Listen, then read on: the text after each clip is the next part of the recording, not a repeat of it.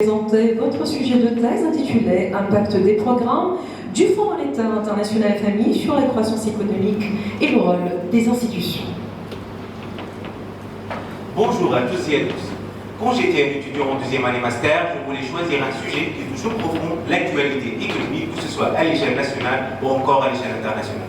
Alors j'ai commencé à lire pas mal des articles dans la science économique, et ben j'ai trouvé plein de problématiques intéressantes, plein d'axes de recherche possibles, mais d'un coup j'ai tombé sur un article de monsieur Joseph Stiglitz, qui est un grand monsieur en sciences économiques.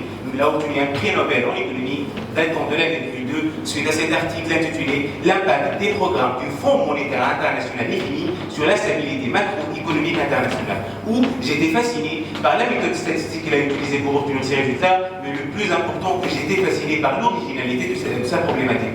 Alors j'ai décidé d'étudier l'impact des programmes du FMI sur la croissance économique de 65 pays en développement. Et même je trouvais un impact négatif.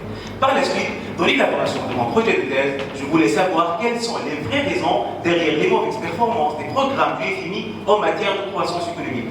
Pour le coup, j'ai décidé d'additionner une nouvelle facette à travers un canal de transmission institutionnelle. Ici, je parle des institutions politiques et des institutions économiques. Dans ce cadre, ma problématique de thèse se manifeste. Comment les programmes du FMI conçus pour mettre en œuvre des politiques d'austérité et de rigueur budgétaire conduisent à adopter la croissance économique? Et quel rôle institutionnel? C'est sûr, maintenant, il y a plein d'entre vous qui posent la question, mais quel est l'apport de recherche de cette thèse? En fait, l'apport de recherche de ma thèse, c'est que j'ai inventé une nouvelle méthode d'étude d'impact résultante. C'est une méthode purement statistique qui se décompose en trois principaux parties empiriques, où chaque impact résulte l'autre.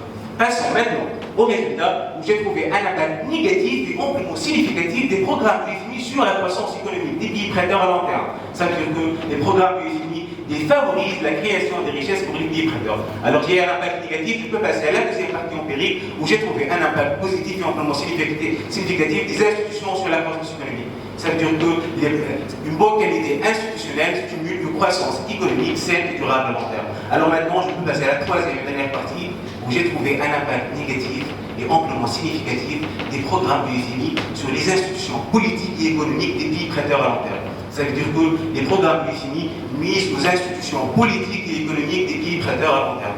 Alors maintenant, je peux conclure que les vraies raisons derrière les mauvaises performances des programmes du FMI en matière de croissance économique sont d'origine institutionnelle.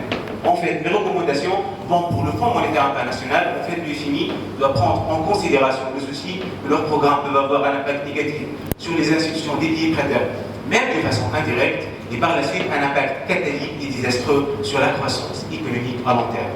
Merci pour votre attention. Merci.